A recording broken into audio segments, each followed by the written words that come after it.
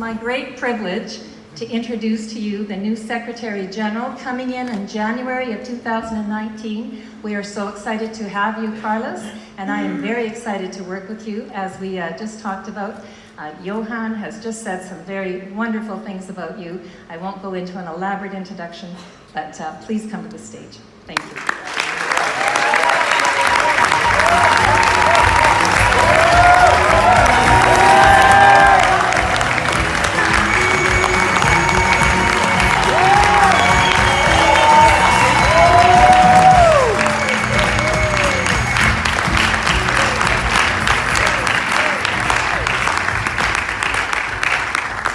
We love you, Carlos!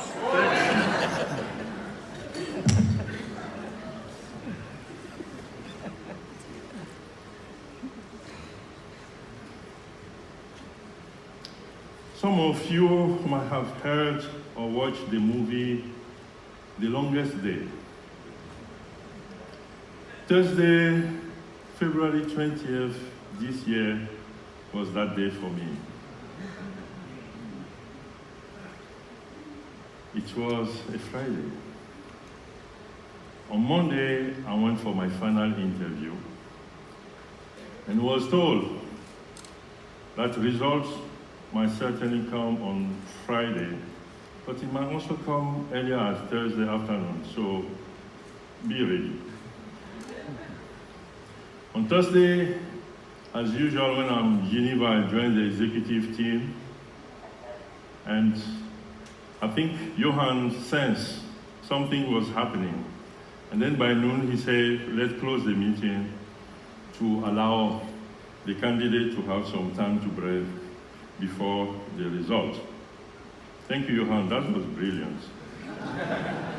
So I went home, waiting, checking my phone every 5 minutes. Something might come, a hint, checking Facebook, nothing. All night. Friday morning, 7, 8, 9, 10, 11. Around 11:30 or so, the phone rang. And I saw my daughter pick the phone. And she spoke English. Then I heard that, hey, this is the time. And I picked the phone, and I heard, hello, this is Peter. Is it okay that I speak to you on your landline because I was calling you on mobile and you were not picking? For a fraction of a second, I asked myself, really? I don't care to use the landline or the airline or whichever line. Just tell me something. And then he said, I am pleased to invite you to be the next Secretary General of the World Alliance.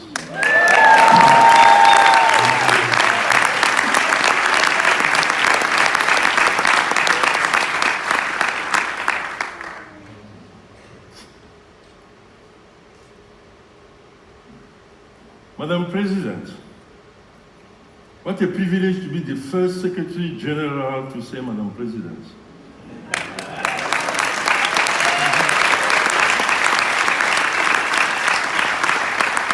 Sincere congratulations.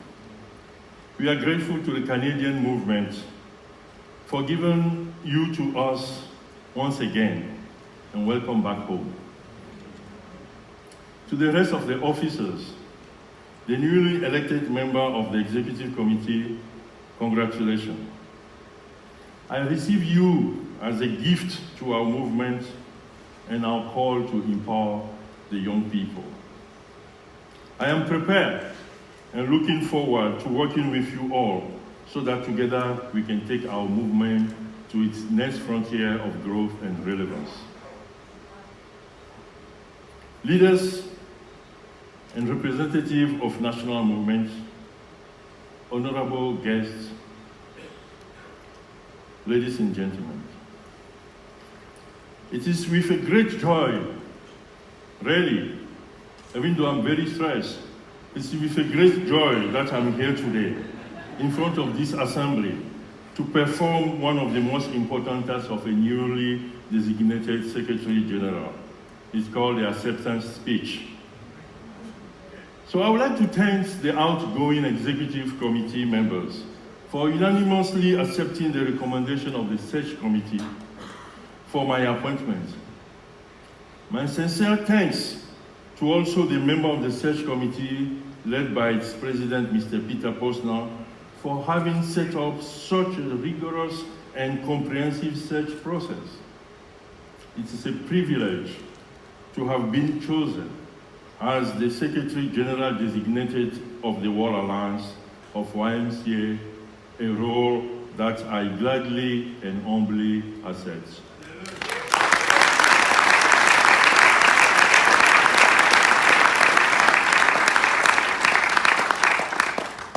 I have many big thank you from my heart to deliver today.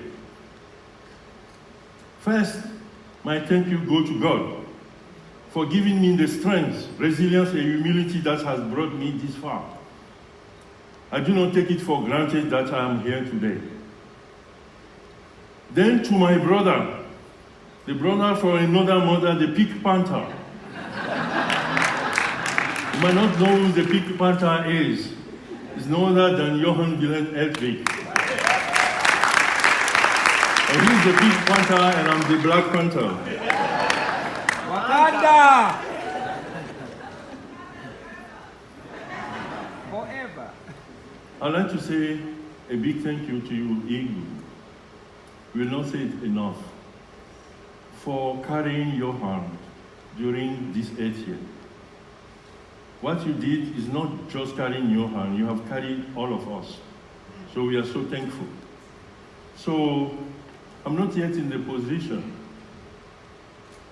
but I've not consulted the president also. What I made my first decision is to make a gift to Johan and to England on behalf of the World YMCA.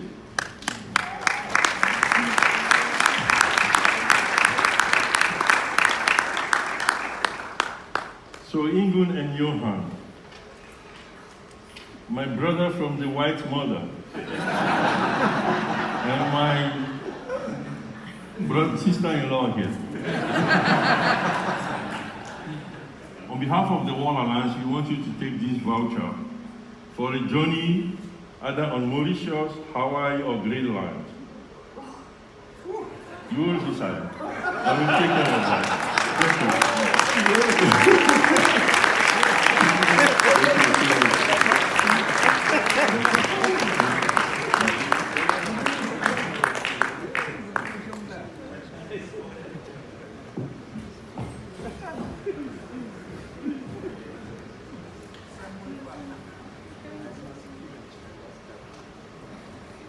It was my first decision. If the president is not happy, I will say I'm not yet in office.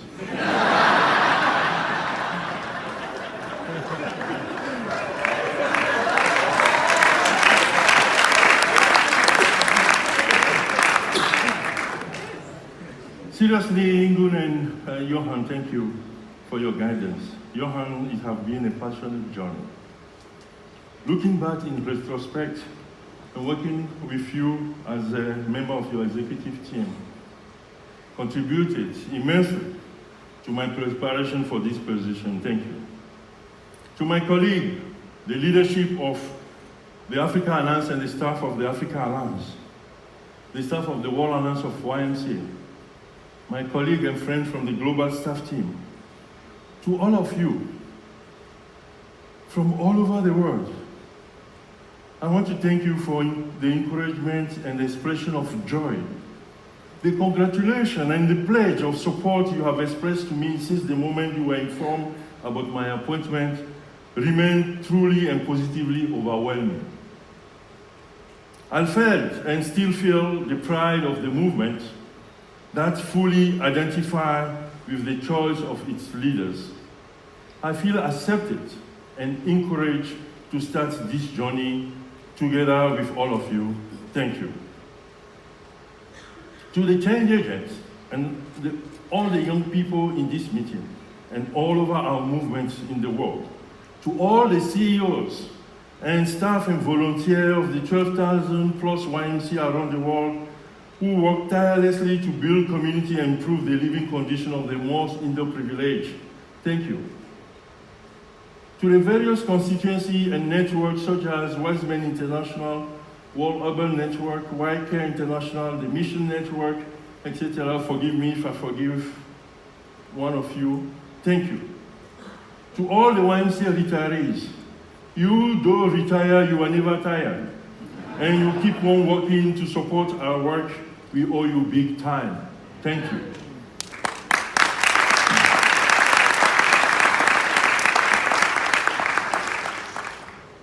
To my friend and colleague who contended the same position with me, I want to thank you. Thank you sincerely for the pledge of your continuous support. Friends, I would not have made it this far without the unwavering and unconditional support of my family.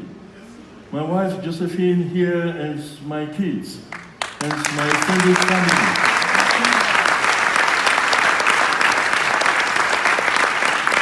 Allow me to say this. This is more than 10 years that we are kind of living apart. She's living in Geneva with the kids are living in Nairobi and between planes. But it was a decision we took together. And she said, you go, this is your call, this is the mission, I'm here and support you. And there was a time where our kids were going to college and all our college.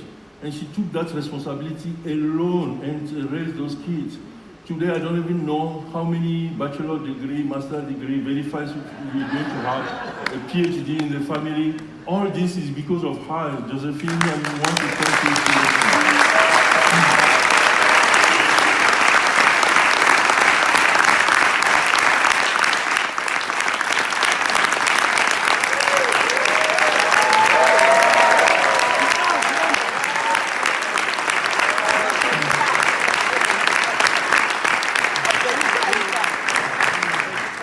Madam President, thank you for.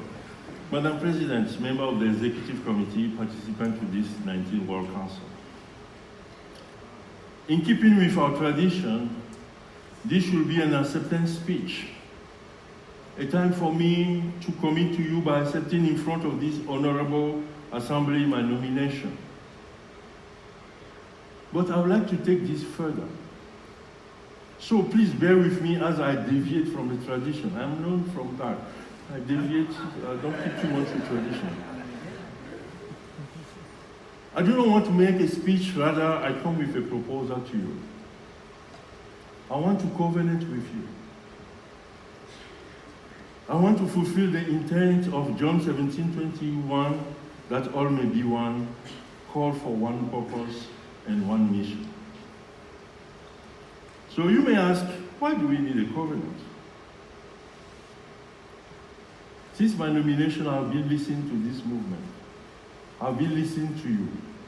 And I think these are three reasons that we need a covenant. First one is that we are in an inflection point as a movement. And there is a sense of urgency. And the shift in the world system require a different way of working. I'll try to develop that. Our movement is at an inflection point.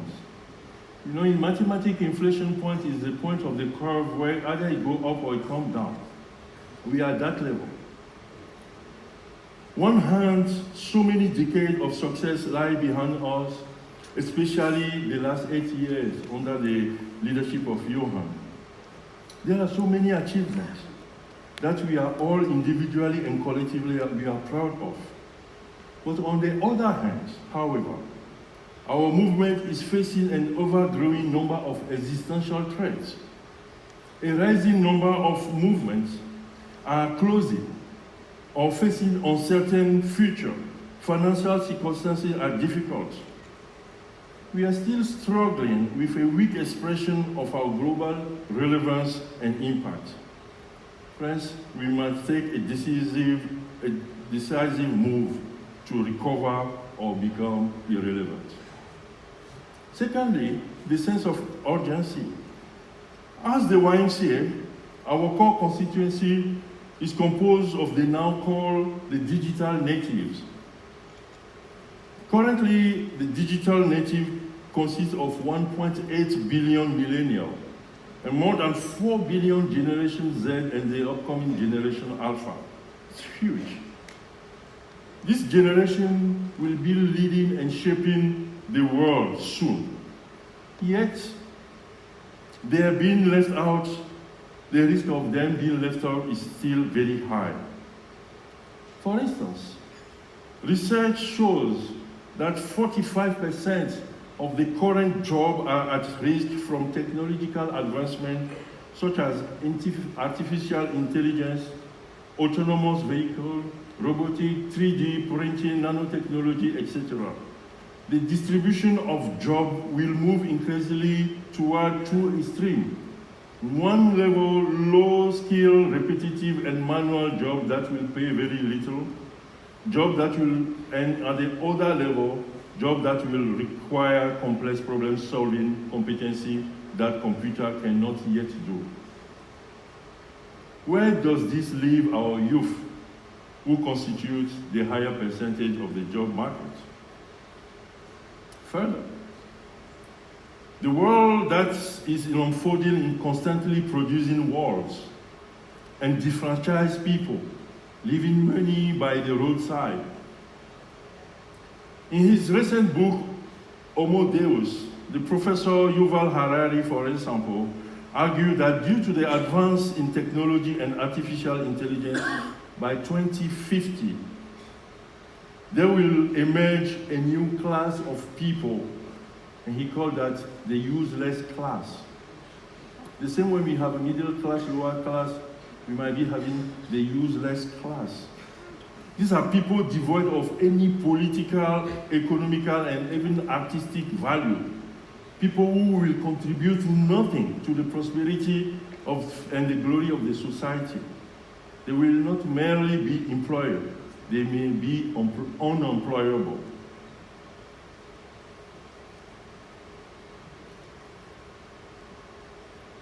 Notice that before 2050, precisely in 2044, the YMCA shall be celebrating 2 centuries of existence. Friend, what shall we be celebrating? I believe it's not in God's plan that our youth should fall into this useless class. The urgency for us to act is now. Thirdly, the shifting global reality, the ongoing disruption in our societies, the magnitude and speed of societal change reinforce the fact that no single organization can provide solutions to complex issues on its own. Collaboration and multilateral exchanges between governments, civil society organizations, businesses, academia, etc., are important to deal with critical youth issues such as unemployment, civic disfranchisement, radicalization, inequality, etc. This is very necessary. I will dare to say this is existential. So for those 3 reasons, I propose this covenant to enable us to unleash and apply the immense power that lies within our movement. And we have that power.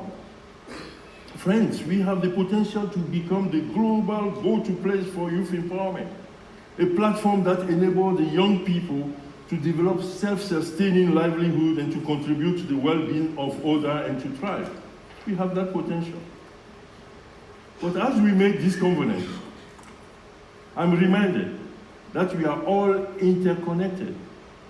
Our individual and collective journeys and stories connect and unite us in mission and in purpose. Therefore, I will try this. I will start by telling you my story. Then our collective story, the way I perceive it. And I end with the story of our future.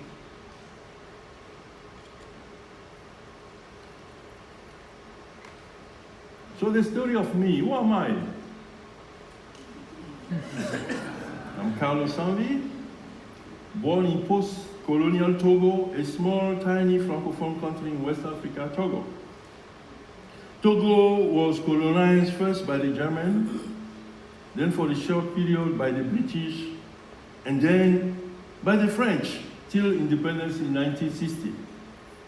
My grandfather spoke German. My father spoke English, and I speak French. And also speak English. My friends say, you speak Franglish. It's okay. I also speak my mother tongue. We call it Mina, is a sub-language of Ewe. I was raised like many young people in these days. I was born in a polygamous family, my mother being the second wife to my father. My parents divorced when I was very young. My mother, with the support of my grandmother, took full responsibility of bringing up my sibling and I. They instilled in me the value that I still live by today, Ubuntu, especially the belief and practice of how we are connected to each other, and therefore we depend on each other. Being single-parented moved me to a place where, as a firstborn and as a male of my mother, I took on responsibility at a very young age. For the sake of this covenant, I will share more about the formation of my identity, my leadership persona, and your impact on me. I think my identity is formed by two different political systems. The first one is the oppressive political system. I grew up like majority of people who experience poverty, oppression, brutal occupation, immigration, etc. On a nearly daily basis, I have first-hand experience and understanding of what it takes to live on less than $1 a day. Living one day at a time. Youth injustice is not just a book knowledge for me. I have experienced several times. I have been jailed and tortured for my opinion and for political issues. I've experienced what being a refugee or a migrant feel like. I have it in my flesh. The second system that forms my identity is this system that refuses to say yes to a status quo. A system that refuses to bow and accept oppression.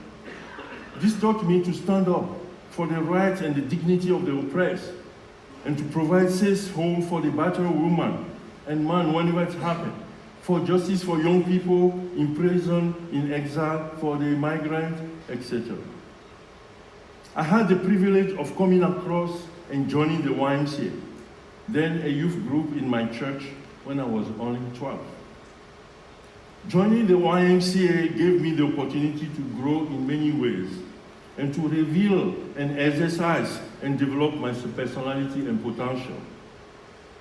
I became a staff member of the Togo YMCA in 1987 and held different positions from training secretary to deputy national general secretary for the Togo YMCA.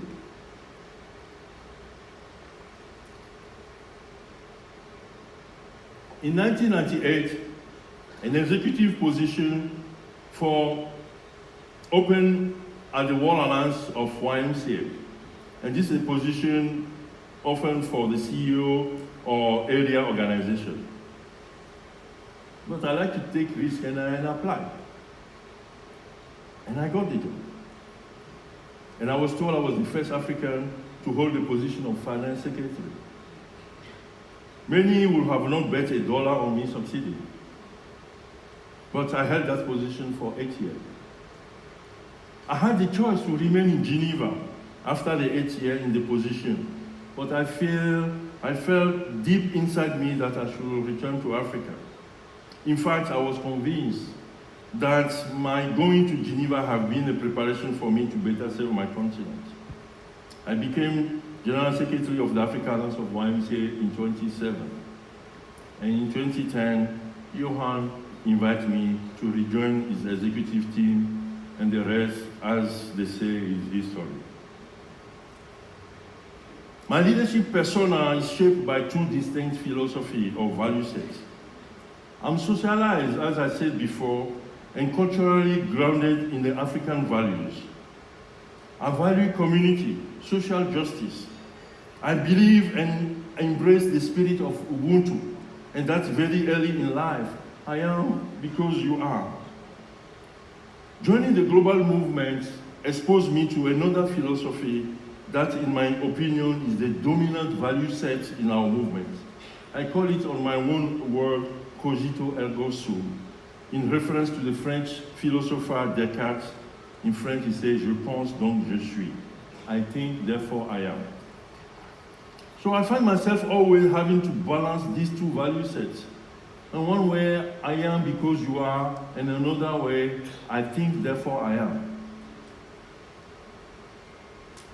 And this comes with a lot of pain and contradiction. For example, in decision making, on one side, the good decision is the one you take time and to assess the societal impact. But in another one, the good decision is the one you make fast. So you are judged by the speed of your decision.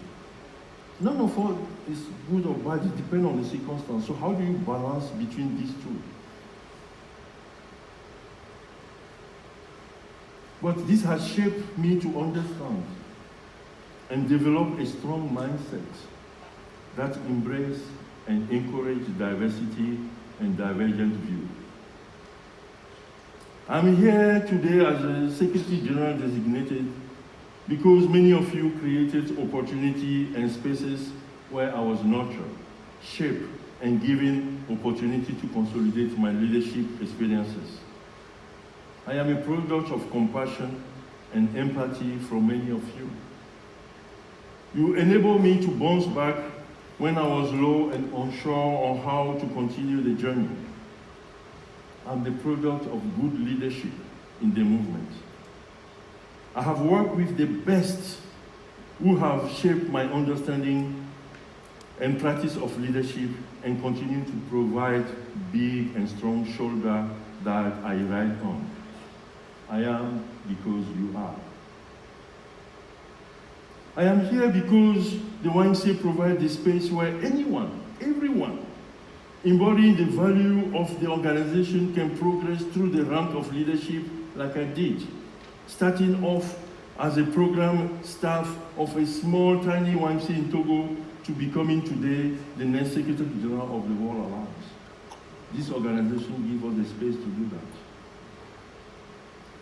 Friend, mine has been a journey lined with hard work, determination, personal sacrifice, and that will keep going.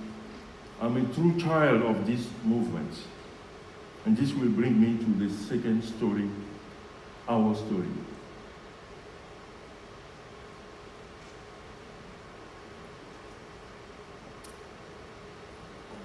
The YMCA is a formidable movement. We have a sustained presence over 12,000 locations worldwide. This presence is reinforced by a positive track record, international brand recognition, and the emotional attachment of the public to the YMCA brand. The renowned World Value Index report 2018 put us at the 14 out of 200 of brands that are recognized in the USA. And this is reinforced by our strategic focus on youth empowerment globally. This gives us the edge to have a bigger impact. We are so diverse across age, continents, operation, and reach. And yes, we enjoy that. We are driven by child safety, by the desire to provide shelter to the homeless youth and adults, by the aging population, wider youth issues such as health, unemployment, social justice, gender justice, climate change, etc. We are in pain. We are so much in pain when a child is abused, and when we realize that despite our best effort, more than 20,000 children die every day. 20,000 children die every day from hunger, poverty, illness, war, and other preventable diseases. We need to acknowledge, though, that those homeless children, the abused young person, those are merely symptoms of a deeper issues that are driven by political systems and ideologies. Therefore, we should all commit to address the root cause of the social, political, and economical injustice that affect our youth and communities today. Friend, our collective story is that our movement is being as an inflection point. If we don't harness our potential now, we will slowly but surely sink into marginalization, irrelevance, or even decay.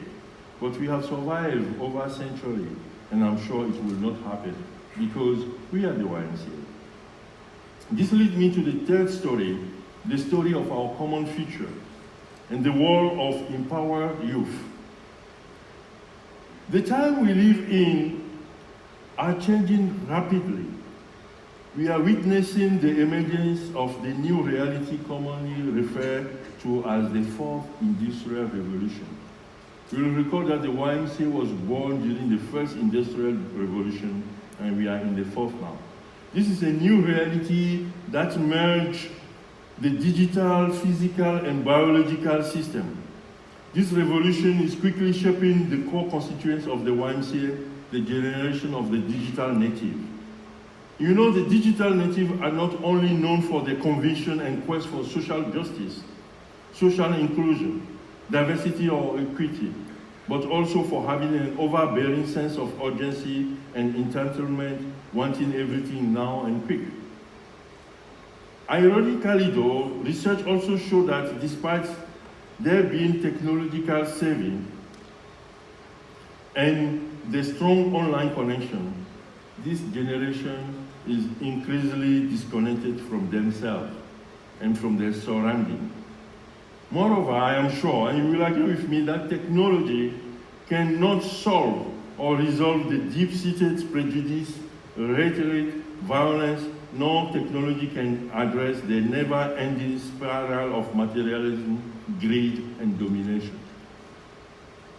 While Harari's vision of the useless class is scary and even depressing, I do also see that this constitutes an immense opportunity for the YMCA. This is our call of duty, for us to move out of the comfort zone and deliberately work to being more relevant. Our collective and future story now has to be how, as a global movement, we move ahead by tapping into our great potential through anticipation, innovation, and collaboration. You see, soon the YMCA will be celebrating its bicentenary anniversary in 2044. Just 6 years shy of Yuval's timeline where he predicts the emergence of the class of the useless. We have a real opportunity to help to divert this calamity befalling our young people.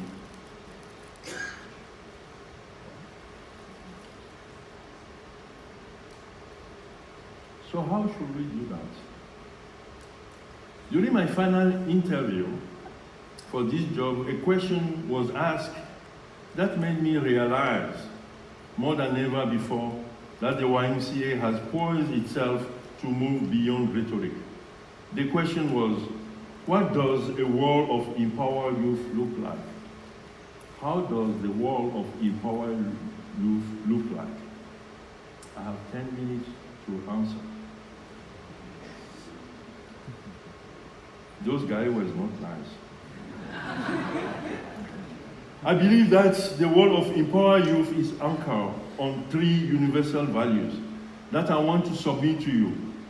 I want to submit this to you as a global movement that in addition to our national movement value, we all connect to those universal values. And these are dignity, equity, and compassion. Dignity, where individuals are valued and respected regardless of their background, culture, social status, ideology, faith, and nationality, and empowered to live a self-sustained and productive life. Equity, where every person, regardless of their origin, has equal opportunity to improve their life and break through the structural barriers that lock community, culture, and nation into a story of oppression, marginalization, and inequality. And compassion is where we are all open to be sensitive and connected and moved to action by the suffering and the plea, not just by those around us, but for overall people who are disfranchised and disillusioned.